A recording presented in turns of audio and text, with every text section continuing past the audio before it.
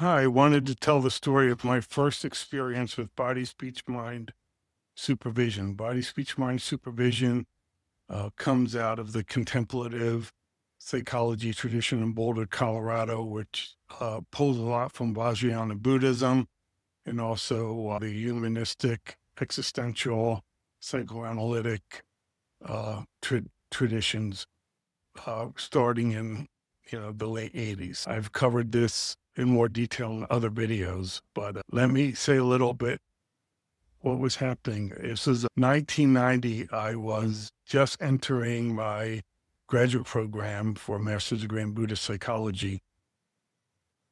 And as part of the training was everyone in their first semester, which I think is a wonderful idea, had to volunteer to do some clinical mental health work in whatever way they can.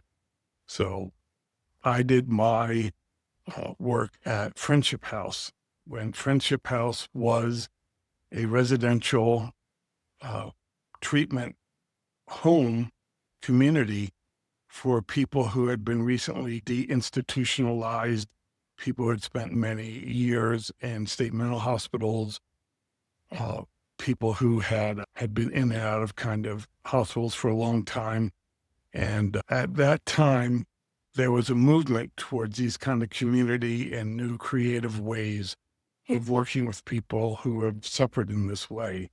So there was a dramatic criticism of just the inhumane conditions that people experience when they're hospitalized against their will, particularly in larger mental hospitals, with the violence between people, sometimes between staff and patients, a kind of dehumanizing behavior, some control and power dynamics would get played out by staff. And also people didn't seem to necessarily be getting much better. So there's a variety of forces that that kind of led to this beyond just how inhumane mental state hospitals were. There was a advancement in medication at this point and a new era of particularly antipsychotic drugs seemed to really reduce people's positive symptoms of hearing voices, but also came with a variety of negative symptoms of loss of motivation, loss of energy, focus. But this was seen positive that if people were having less positive symptoms, they were better able to live in the community, both have a fuller, richer life, hopefully on one side, and on the other side, I think some of the forces were that around this was that they could be managed in a less expensive way. So this is during the Bush period. And I actually ran a pilot program where they funded it very well to look at reducing costs to take care of people with persistent and severe mental illness. So without going too far into it, I thought there was many positive outcomes from this movement. I thought Friendship House was an amazing place where we'd have maybe 6 to 8 people who had, extreme challenges with mental stability and always would have at least one staff, many multiple staff. And it was a very exciting time at that program because there was a lot of Buddhist practitioners who still had a tremendous amount of idealism, passion, compassion. And I think there was a hope, or at least I had the hope, that through Friendship House, we would find a way to help many individuals, which I think we did, and we had them have a much more fulfilling life of friendships, engaging in the community of the house, cooking, cleaning, house events, connections, dances, game night. And I think there was a larger hope that we would somehow discover some larger, more universal methods of healing, which I don't know if we've accomplished, but I don't feel that the current systems are as good as this kind of idealistic, real community-based systems. Let me say a few things about body, speech, mind. I have other videos about this.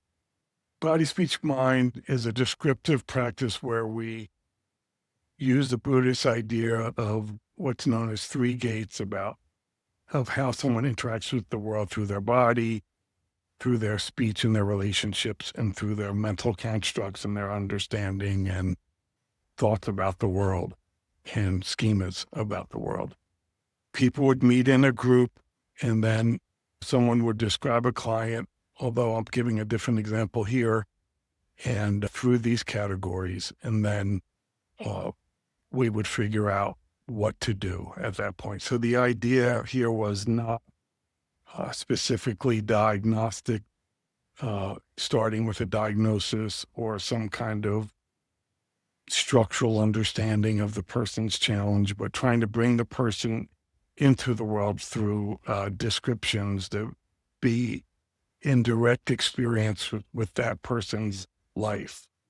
So in doing so, being practicing Buddhists, almost all of us at that point, were really tried to work on noticing thoughts as thoughts, not holding on to them, trying to be radically idiographic towards how we understand each person, being embracing of many pieces of data and many streams of information, and a sensitivity to like the very, very complex web of karma, as opposed to the more empirical science of looking at one or two factors and one or two cause and effect, that there may be many things happening that create the outcomes of situations and for people's lives. And my general shift at Friendship House is I would just come in on Sunday nights. I'd be there from about 4 to 10. I was free labor. I think they must have trusted me to make decent decisions, and I would say hello. I'd help cook the meal with the other residents in the house. We'd have dinner together. We would, certain people would have on their list to cook, and then people would clean up dinner. We might have a little house straightening to do together. And then afterwards, I do a variety of things from playing games or watching TV or just talking or taking a walk to a local convenience store to get a pack of cigarettes or to get some candy. I was invited that I should come to this Body, Speech, Mind presentation as part of my development and learning. So I came, I didn't really know what to expect. I hadn't read anything I'd been exposed to before. And let me describe it to some degree. We all sat in mindfulness meditation for about 3 minutes. We all bowed to welcome the client into the room. This was held in the basement of probably a house that was 100 years old, where we had privacy from the other people living in the house. And the client who we talked about, and of course, this is a hodgepodge of many clients, so to keep their confidentiality, but was Lucia. We introduced that, and immediately someone said, Lucia, light, illumination. And there's so many saints in the world of mental health treatment, and this was led by one of those saints who's no longer with us, Ren Fritzland, said in the nicest, kindest way, let's not go there yet. Let's just hear a description of the body. So someone who was staff there, who wasn't their therapist, described the body of someone about 5'10", body fat, particularly around the midsection, very stiff body movement, somewhat of a limp with the left leg, very little movement in their arms when they walked, generally kept their head totally down, almost looking at the floor, avoiding any kind of eye contact or anything like this, who dressed very eccentrically. That's a judgment. And that would be immediately cut off as a judgment, or the question would be very in phenomenological inquiry, what does that mean to you? but this is a person who might wear a mini skirt when it's 10 degrees outside, or might be in a long winter coat when it's 90 degrees outside. And it, generally as many bright, almost neon colors as they could have, with scarf around the neck, scarf around their head. And I think someone said that, oh, that's a weird way to try to disappear, not make eye contact, and dress, so flamboyantly, and was immediately interrupted that this is not a time for interpretation. We began trying to describe the person's face and kind of body structure, and someone jumped in and said, oh, this person's triracial, and then again interrupted. We're not going to these categories. We're just trying to bring the felt sense of that person into the room. So this is repeatedly the steps of just describing without meaning making and holding back judgment, holding back interpretation, which is a practice that we have to do. And it's talked about in Buddhism, to not believe our thoughts, be with the direct experience in the present moment, or in other traditions, it's talked about not jumping to conclusions and staying open and staying ideographic and thinking like that. Existential traditions, existential research traditions. So this was body. So we got a basic description of body. And then part of body was also living environment. So Lucia would keep one area that was a shrine of their room very clean, and had a variety of newspaper clippings, and I'll get into this later, but would often need help or support in doing their laundry or doing their sheets, and clothes just piled up, except for this little corner that had a chair, like a wooden chair, that was their shrine that they kept clean around there, and didn't practice meditation or anything, but would bow to the shrine. And I don't know the impact of working around so many Buddhists, where we did a lot of bowing whenever we walked past a Buddha statue in those days, might have impacted that behavior, but we weren't interpreting it at this point. And then we move on to speech, and just talking about what the client says, their tone of voice. Lucia had a very high-pitched voice, sing-songy. Vocabulary was generally very kind of simple, but sometimes it's really big words. And had a variety of sayings they would say, which would be, shouldn't say that, shouldn't think that, shouldn't do that. And then occasionally, like under their breath, add. But although they avoided eye contact, they liked to have conversations and liked to hang out with others, and in many ways was the leader of the house, because what they wanted to watch on TV would be what would be put on TV, and people would defend their choices. Of course, there's lots of interpretations of why this could be, but we paused those. We didn't jump to those. But the therapist was there, and I was what was known as a basic attender, and I'll talk about that more. And the therapist talked a lot about feeling like they're tracked by the CIA and FBI, but also sometimes feeling like they're working for the FBI, but the FBI doesn't want to be clear about it, to sometimes the FBI working with them, and then very interested in watching the news up to a point and then wanting to turn it off. Despite being in non-traditional clothing and having head down and no eye contact, there was a certain way that they held their shoulders back, and there was a certain sense of presence and dignity. And also, they would go up to other people in the house and ask them how they're doing. They were always so curious about how I was doing, what was new, wanting me to share things about my life. Um, so there was usually a tremendous amount of warmth in relational, but sometimes withdrawal, sometimes uh, bitterness, sometimes, as said earlier, language that was very self-critical. There was an incident the week before, or an occurrence a week before this body speech mind presentation, where their father had come to visit. And I remember I was there Sunday night, and I think I said something like, "Oh, the father looked very pained." And I immediately interrupted, "Why do you say that? What do you mean? What did you see?" So I had to describe uh, why I was having the interpretation I was having. And that looked like a scally face, a lot of body movement, scanning, somewhat trying to rush Lucia out of the house to go have food.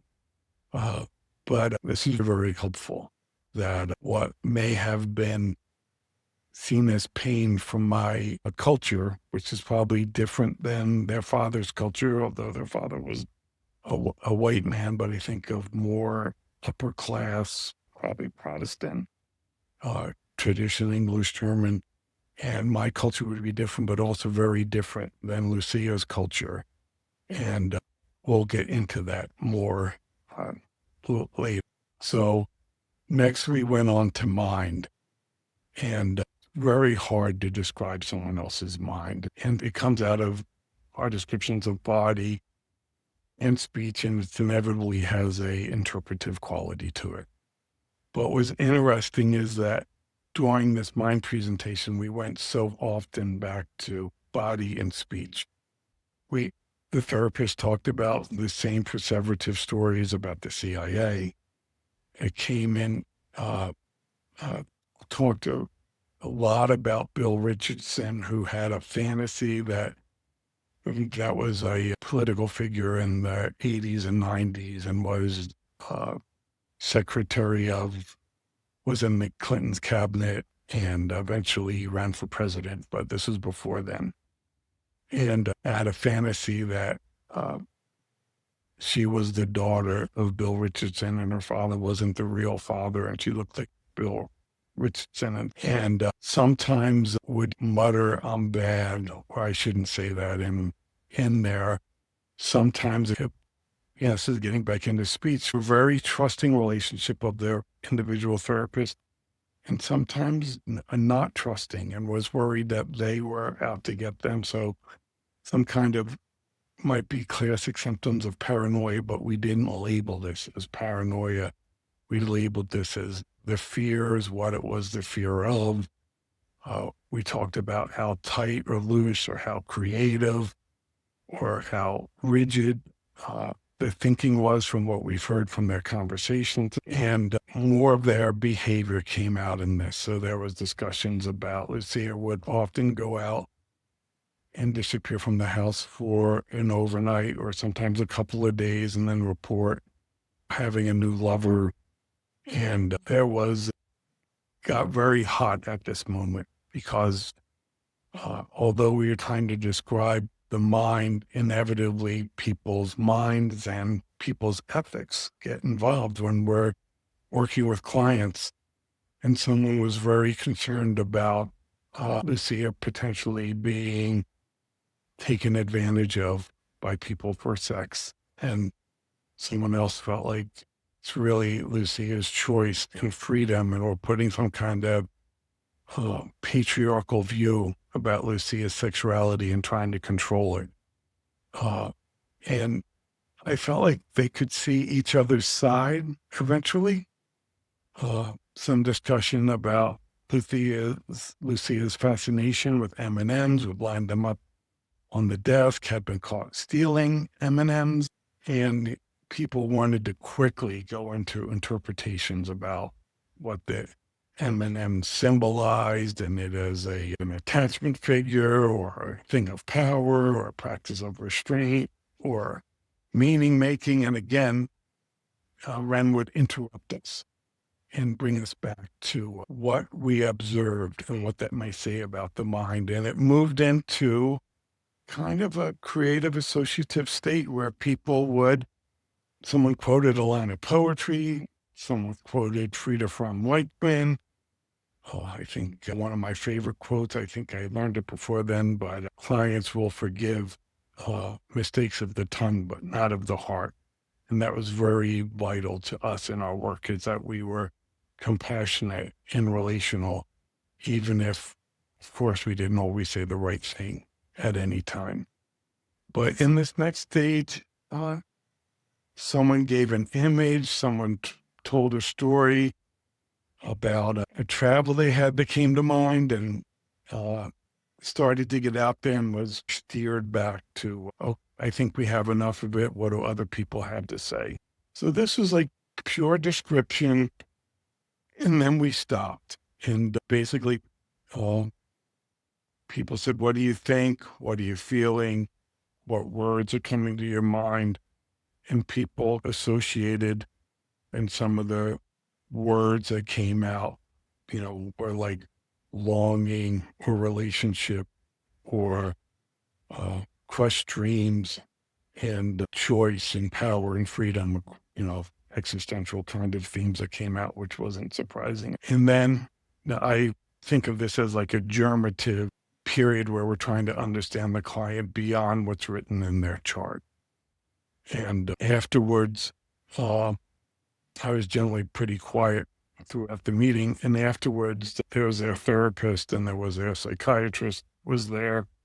And at that point, they talked a little bit about the client's history of being institutionalized, of having their mother pass away, who was a very powerful figure doing community organizer, working as a translator, them failing out of college, but having been a really good student. Prior to that, their path of institutionalization, back and forth, in and out, various diagnoses that they had received, and getting more history of what might almost be a biopsychosocial model. And the psychiatrist talked about different medications and explained it that Lucia had been on. And we're talking early 90s. I don't know if it's better today, but lots of medication trials. This kind of morphed into the idea of us reviewing these contemporary theories of how we might understand the case. So there's the biological one about medication and needing a dopamine antagonist. There was some thoughts about, is there a way to get them engaged in their body a little bit more, because I think years of being institutionalized and years of being on psychotropic medication had taken a certain toll on them. Some ideas that was very helpful in those days in Boulder County Mental Health, and I ran a program related to this, was getting employment possibilities for Lucia and working on that and who would do this and that. And ideas of how the therapist shared of how they might try to dig into other areas, their dilemmas around maybe confronting the symbolization they get out of various signifiers or not, and how much just to accept their world as described and the meaning making as described, or to challenge it in some way. These are ongoing questions 35 years later of how to work with people. And I had never been in a situation like this. I worked at developmental disability house as in college and as a writing tutor. One of my great successes, 3 years as a student in the writing lab, and then eventually a year of being a helper in the writing lab. And all these things like dyslexia and ADHD and neurodiversity was not discussed, but I'd probably often would get those individuals and do the best I could to help them with their writing. And it was very meaningful. But I don't know if I'd ever been around a psychiatrist before. Other people with graduate degrees. I drove a UPS truck. I worked as a security guard, piano mover. So I was really felt like I was out of my league swimming in waters I never swam in before. So I really wanted to become a counselor and a therapist. And I asked, can you tell me what you would like from me when I'm here with Lucia on Sunday night? And they gave me directions. The therapist gave me directions, and it was like, connect, try to be attuned if they want to connect, stay connecting with them. Don't go, if you have to go cook dinner or you have to check on another client, go ahead and do this or have some kind of boundaries with them. Although abstract, like really uh, don't try to get into damaging uh, reenactments, use relational psychoanalytic terms, because Lucia wasn't beyond trying to have sex with various staff members within the house. If I saw, so don't do that, of course. Steer the conversation somewhere else. If I saw them isolating, try to make contact with them. If they weren't open to that, to not pursue that. So some of the ideas of Frida from Reichman and Harry Stack Sullivan were big there. The idea that my role of just hanging out, or don't be domineering, don't be cold, don't be rejecting, and also don't be overly protective if they have to do something. If they're having a hard time, don't, in my very limited training, try to do something dramatic to like challenge their thought process or something. So I found this really helpful, and other people talked about what they would do. And I tried to think about what changed from that. This is one of my introductions to supervision. And since that time, supervision is always someone comes in with the diagnosis first or a case conceptualization. And I felt like that was such a wonderful introduction for me that I had some concrete things to do, help them with basic living skills, help them do the dishes, bring them back to the sense experience of the world if they were getting lost in story too much. But also I didn't realize it at the time, but we were embracing in like a full holistic description of this person, of their life, of their current experiences, of their past experiences. We considered a whole variety of ideas about what might be going on from them, from cognitive to behavioral, or all kinds of various psychodynamic kind of approaches. And there was a biological model in there. And there's also sociopolitical models with feminism, and also being a person who was triracial, the impact of oppression and racial oppression and stereotyping on the client.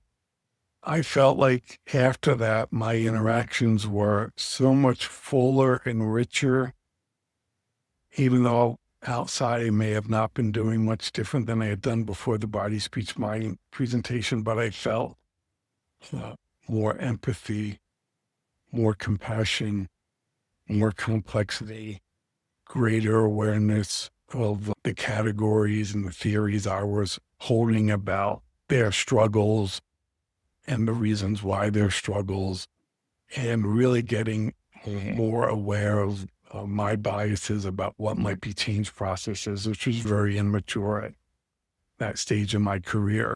And I think having that as an introduction, even when I'm in other settings that require different kind of models of talking about clients and introducing clients, I think this has made a profound impact and it was hard touching into the depth of Lucia's pain and touching into other clients' pain and being with it. And I was learning practices in Buddhism of Tonglen, which is somewhat touching into others' pain and trying to be helpful. And I ended up graduating and moving on and getting hired in community mental health. And I ran across Lucia many times, whether doing psychiatric interviews for whether they needed to be in the hospital or not, or I ran a program where I'd often have a dinner party or movie party for people with these struggles, and they would come sometimes.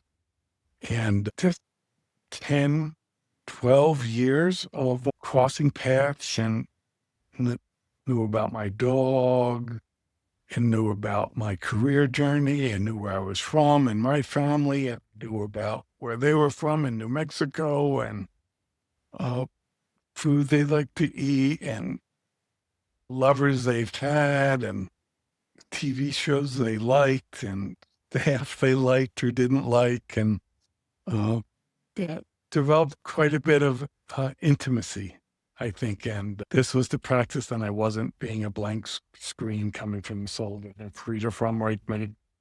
And I remembered when Lucia died, and we don't know I don't know if we ever got the reason, natural causes, is what they said. And I couldn't go to the funeral or the memorial. I think I was working as a crisis worker for a shift during that time. And I wish I had gone, particularly since this is such an early part of my career.